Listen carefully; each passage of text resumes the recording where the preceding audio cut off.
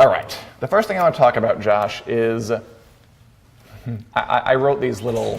I wasn't sure I was going to keep them, but here they are. Let's start in King's Landing, where the stage is Cersei is queen, Jaime is her right-hand man. She has the Mountain, Zombie Mountain, working for her. She has Qyburn, her mad scientist, working for her.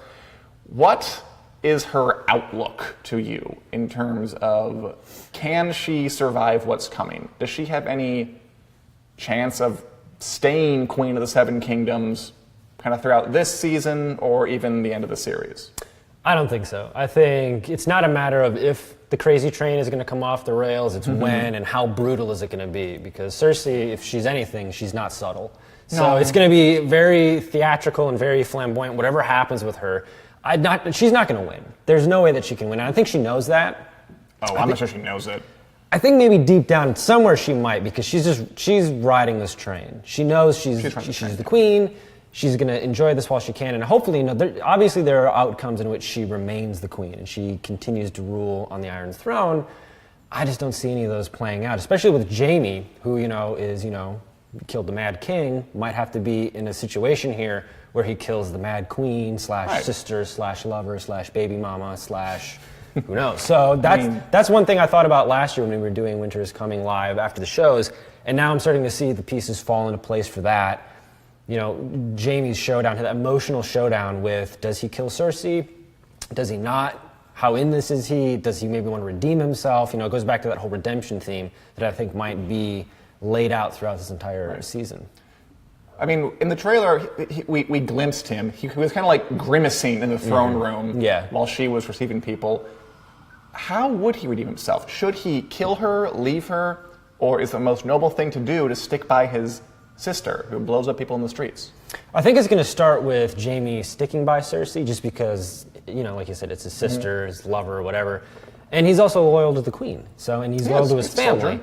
But there's already something working in Jaime's mind where he's like, this isn't necessarily right. I feel like this is wrong. And as the season goes on and the decision Cersei makes, I think he's going to pivot to the other side and be like, this is my moment to separate myself from this. Maybe it's not going to save him in the eyes of everybody else in Westeros, King's Landing. Right. But, if he can put a stop to whatever Cersei is doing, which is clearly evil and wrong, if he has that revelation, I think he's going to take it. I agree with you. I see that happening. I see Jaime stick with her for a while, but eventually just like, this is too much. I've got to do something. After she does, I'm just going to guess here, something else crazy and violent. I think we can depend on her for that. I think so. Cheers to crazy and violent. Cheers to crazy and violent Cersei. So she doesn't really have any allies left. No. She has some enemies. She's fighting the Dornish, like explicitly. She's declared war on them and all those crazy ladies down there. She's fighting the Tyrells, or what's left of them. Olenna Tyrell, again, she murdered Marjorie and Loras and Mace Tyrell. So pretty large declaration of war. Yes, Olenna is definitely against her. So those are her direct enemies. What do you think about the theory that, this has been floating around the internet for a while, there's no proof of it yet, but I think it just makes sense, that she might link up with Euron Greyjoy, who is kind of the other bad dude on the scene at the moment. Because she needs to have somebody on her side. And he is also fighting at least the other Ironborn folk, Theon and Yara, but they might make a good match. Can you see that happening? I think so. Does Euron have any ships left? Oh yeah, he is building 1,000. Oh yeah, so last we checked in. I think if she links up with Euron, that could be a situation like we saw the burning ship in the trailer. Oh yeah. Maybe that's a situation where she linked up with Euron and then they're battling. We have another naval battle like we did, back all those seasons ago. I think that's really her only option. That's really her only. Yeah, I agree with you. I mean, what else could she possibly do? She needs somebody, and it goes back to that thing I said about. I mean, you can't just have Dany sweep clean everything. No. It's got to be some kind of challenge. And Cersei alone doesn't really present much of one, but she links up with somebody, maybe a guy who has a crazy dragon controlling magic horn, or just a lot of ships, or both. It could provide more of a challenge for her. I'm envisioning a scenario maybe where the problem isn't killing the dragon, it's separating Dany from the dragon. Sure. So maybe the dragon is busy dealing with Euron's ships, while Dany and Cersei then square off, and then whoever walks away from that one walks away from that one. But that'd be a situation where the dragons are basically laying waste to everything, but Dany is still in some kind of danger of being killed. Because, Dany gets killed, the dragons, it doesn't really matter, Who knows what they can lay waste to all of Westeros, but if Dany gets killed, that's what we're really invested in. So maybe we'll have a situation there. That's a great idea. I mean, because, with her dragons, Dany's unstoppable. Without them, she's just a platinum blonde lady with a hero complex. So yeah, that could definitely happen. Lots of hero shots, too. How many hero shots of Dany are we going to get in Season 7? I know we were a big fan of those last season. Patrick was. Patrick loved the hero shots. No, I'll admit, they even got a minors a little bit, but that's not here nor there. 6. 6? Yeah. I'll take the over on 6. It depends, what you define as a hero shot, too. Is it just her sweetening a dragon and saving folk? Just a badass moment where she's, walking up a dragonstone and being like, it's mine. I don't know, because I anticipate a lot of battles from what we got from the trailer, true. which gives us lots of opportunities for Dany hero shots. Swooping in on the dragon, laying waste, so. Speaking of Dany, let's talk about her whole cadre. By the way, if anybody has any comments or questions, feel free to weigh in. Mark comments in the switchboard. Under stuff here. Oh yeah, anything good? Anything? What are people saying? If you're not married Cersei, he will kill her instantly. You think?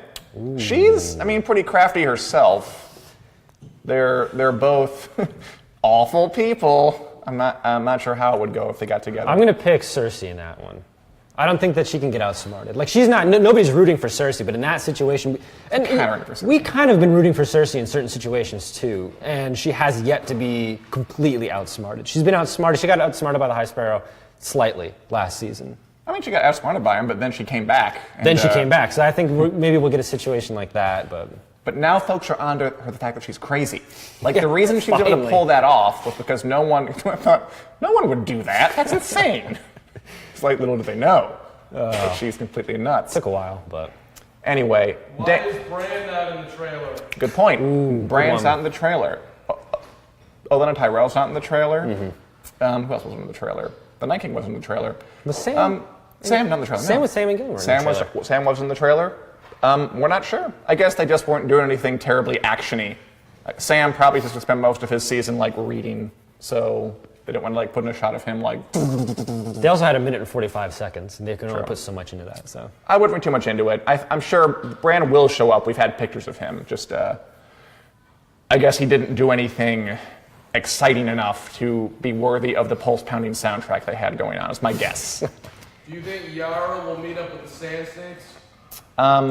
I do, because there was a shot in there, did you notice, of Yara making out with Ilaria Sand. That's who that was. I was wondering who that was, because the first time I watched it, I saw the long hair on the man, and I was like, oh, is that Jon and Sansa? And then I rewatched it, and I was oh no, it wasn't. I didn't know. I was like, oh boy, that's a big thing to throw in a trailer, but I was wondering who that was. So Yara and Yeah, but that's small enough, I guess. They can throw in some lesbian fun in there. I was like, Yara, you can do better. I'm not a fan of the development. I'm not a big fan of Ilaria Sand, so I hope Yara, maybe they have a brief little fling, and then Yara finds someone worthy of her, like Dany. I'm all for a Yara-Dany alliance and marriage. That'd be power fun. couple. Yeah, totally power couple.